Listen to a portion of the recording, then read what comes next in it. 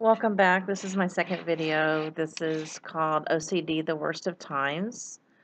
I'm going to talk to you about when it really got bad for me.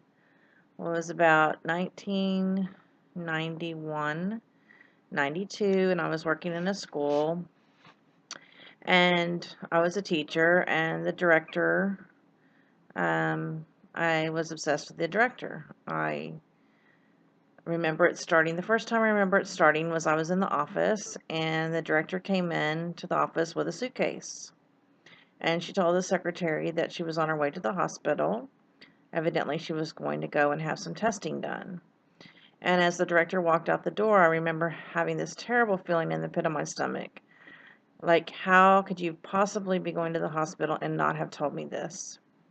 And I did not want her to leave, and I felt like she was going to die, and I just felt horrible. I felt like I was going to die because she was going to die. And that's the first time I ever remember feeling obsessed with a person. It got gradually worse. Anytime she went off campus, I just couldn't handle it. I'd have to leave my classroom. Sometimes I would go into her office and I would touch things like her desk, her telephone, her chair. I felt like I had some kind of power coming from those items because she wasn't there. I would sit on the floor in her office and just drink in the energy and the power. I remember sometimes she would call me when she would go out of state. She would leave me her hotel number, and I would call to make sure that she had made it there safely. I mean, it was just bizarre. I thought I was just the craziest person that there was. I had no idea why I was feeling this way about this person. And it was just sheer terror. Um, and I remember this was back in the days when we had the little Apple IIe computers and we just got on the internet dial up. And I would dial up and I would search on the little search engine, obsessed, obsessed with a person, obsession, things like that. And nothing would come up. Nothing about OCD. Nothing. It wasn't until years later that I was diagnosed with having OCD. For many years, when I heard the word OCD, I thought about, the um, movie As Good as It Gets, people doing hand washing, checking their locks, turning off their ovens, a lot of rituals. And what I had was intrusive thoughts. My boss was so wonderful to me. She was so patient with me.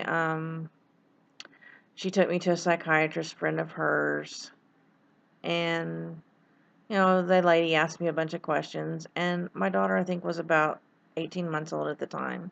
And she looked at me and she said, "What color are your daughter's eyes?" And I said, "I don't know."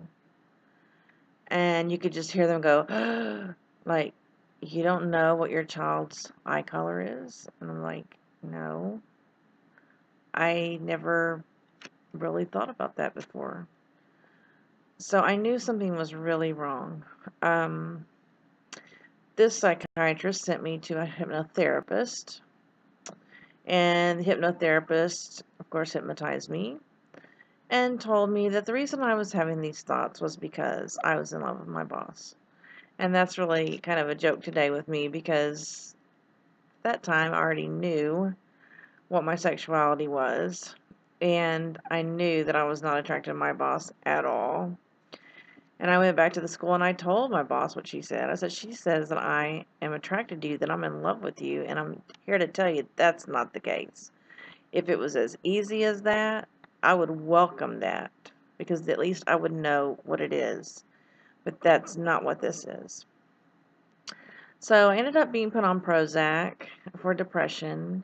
It helped a little bit. Whenever this was going on, I used to write letters to her and only use my left hand. Um, I did so many weird things back then. It's so embarrassing and incredibly, this woman never fired me from my job. She tried everything she could to help me.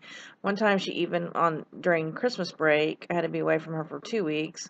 So she gave me this keychain. It was a metal heart, And I held that heart for 2 weeks, even at night when I slept. When I wake up in the morning, I would have indentations in my knuckles where I had just grabbed onto that heart. It was just a way of having her with me and knowing that she was safe.